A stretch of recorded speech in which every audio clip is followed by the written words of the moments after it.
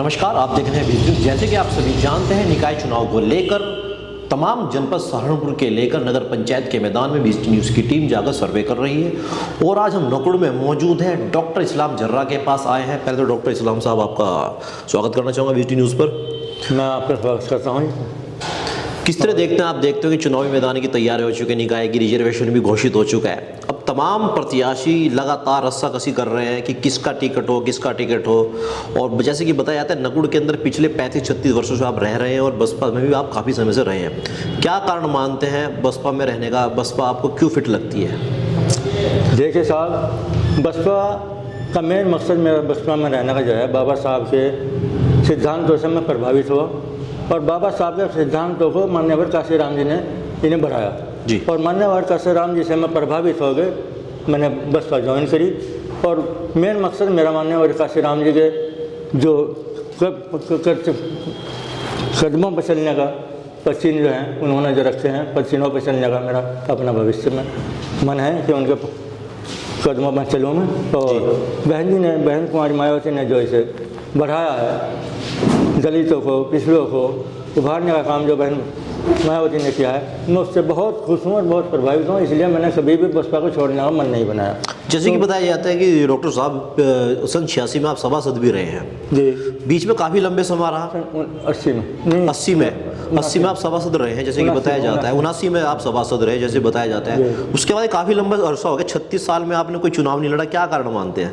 नहीं, मैं चुनाव में तो उसके मेंबर से ही रहा, पर पार्टी में सक्रिय में शुरू से रहा जी। पार्टी में कभी निष्क्रिय नहीं हुआ, पार्टी के लिए काम करता रहा।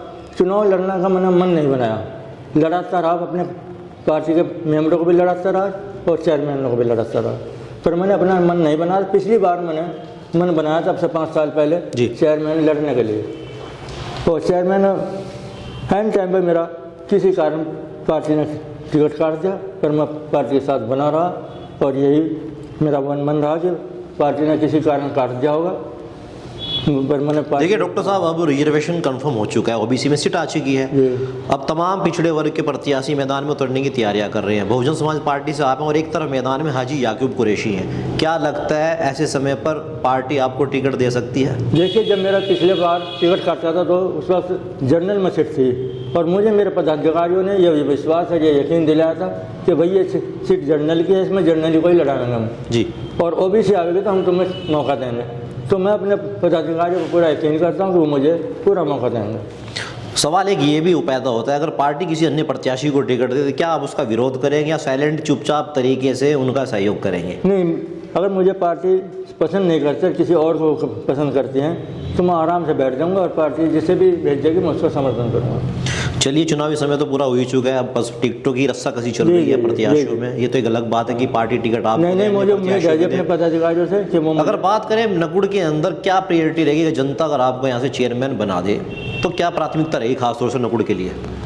देखिए, मेरा अपना जो सपना है वो नकुड़ के विकास के लिए है कि आने वाले जितने भी चेयरमैन आए सभी ने अपना कार्य किया। और मैं ये दिखाना चाहता हूँ अपनी जनता को और अपने कस्बे के निवासियों को कि भाई चेयरमैन की क्या भूमिका है, क्या नहीं। सबसे पहले प्राथमिकता मेरी यही रहेगी कि हाँ, हमारे नकुड़ में बस स्टैंड की कोई व्यवस्था नहीं है, बस स्टैंड की व्यवस्था होनी चाहिए। दूसरे बच्चों को खेलने के लिए एक फील्ड नहीं है, उनके लिए एक फील्ड होना ज़रूरी है। तीसरे, हमारे घर कस्बे में कोई बारात घर नहीं है सरकारी जी। प्राइवेट तो हैं पर सरकारी नहीं, जिससे गरीब आदमी, गरीब जनता उसमें अपनी हम संग कर सके। तो ये मेरी प्राथमिकता रहेगी कि सरकार एक सती घर बनावे यहाँ पे। सवाल है कि डॉक्टर साहब, ये भी पैदा होता है कि जैसे कि आप ही के बहुजन समाज पार्टी है, शहनवाज जी यहाँ के चेयरमैन हैं। जी जी। क्या लगता है आपको पिछले 5 सालों में वो विकास नहीं हो पाना जो नकुड़ के अंदर होना चाहिए था? हाँ, बिल्कुल नहीं हुए, वो विकास नहीं हुए। विकास हुआ पर वो विकास नहीं हुआ जो होना जरूरी था। जरूरी विकास रुके पड़े।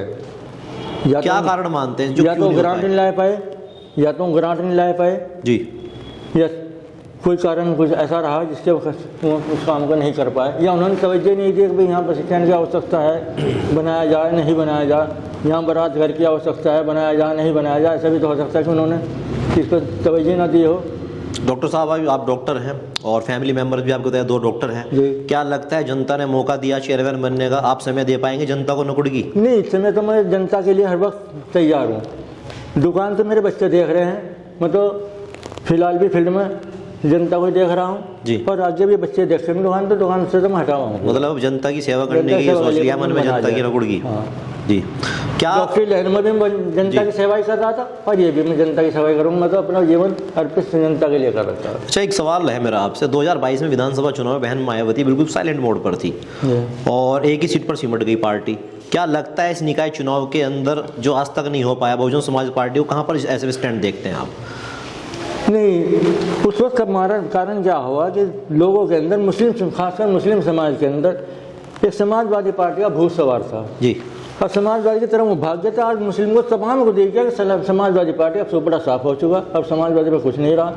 अब अगर किसी के पास है तो सिर्फ बहुजन समाज पार्टी के पास कुछ है। देखिए, पूरा सुपड़ा साफ तो नहीं कह सकते आप, 114 सीटें जीती हैं और आपने खतौली उपचुनाव में देखा गठबंधन प्रत्याशी मदन भैया को जीता है। मैनपुरी में डिंपल भाभी ने 2,88,000 वोटों से बहुमत से जीत हासिल दर्ज की। तो ऐसे में आप कैसे कह सकते हो सुपड़ा साफ हो चुका? 2 सीटें जो समाजवादी ने जीती वो बीजेपी के समर्थन से जीती है, बीजेपी के उससे जीती, क्योंकि बीजेपी चाहती है समाजवादी खत्म ना हो। मगर ये भी आरोप लगते हैं कि बसपा जो है भारतीय जनता पार्टी की बी टीम है। आपने हमेशा ही देखा हो सुर्खियों में बनी रहती है खबरें। बसपा ने बीजेपी के साथ समर्थन करके पार्टी सरकार बनाई, पर फिर भी बसपा ने कभी समझौता नहीं किया किसी भी सवाल पर। बसपा हमेशा अपना ही मुद्दा लिखती है। तो ऐसे उपचुनाव के अंदर बहुजन समाज पार्टी ने अपना मैदान में क्यों नहीं प्रत्याशी उतारा? आप देख भी रहे होंगे, उपचुनाव जो होता है बड़ा इंटरेस्टिंग उपचुनाव था खतौली का और खासतौर से मैनपुरी का। आपने देखा बहुजन समाज पार्टी ने कोई प्रत्याशी मैदान में उतारा? क्या हाथ खड़े कर दिए बहन जी? नहीं, बहन जी ने जो नहीं उतारा, बहन जी का मकसद जो था फिलहाल निको चुनाव पर ध्यान है, उन्होंने इसलिए इस पर नहीं दिया। अच्छा, किस तरह देखते हैं इमरान मसूद ने समाजवादी पार्टी छोड़ बसपा का दामन थाम लिया है? तमाम बड़े बड़े आरोप भी लगाए थे बहन मायावती जी विधानसभा चुनाव में, आपने वीडियोस देखी होगी कि ठगों का दल है, गिरोह है। क्या लगता है अब बसपा के अंदर इमरान मसूद फिट बैठ पाएंगे? देखो, ये तो उन नेताओं की बात है, वो क्या करेंगे क्या नहीं, क्या निर्णय लेंगे, उसमें तो मैं कुछ कह नहीं सकता उनकी क्या सोच है। पर हाँ, मैं ये ज़रूर कहूँगा कि जो उन्हें बसपा में इज्जत मिलेगी वो और कहीं ना मिली होगी।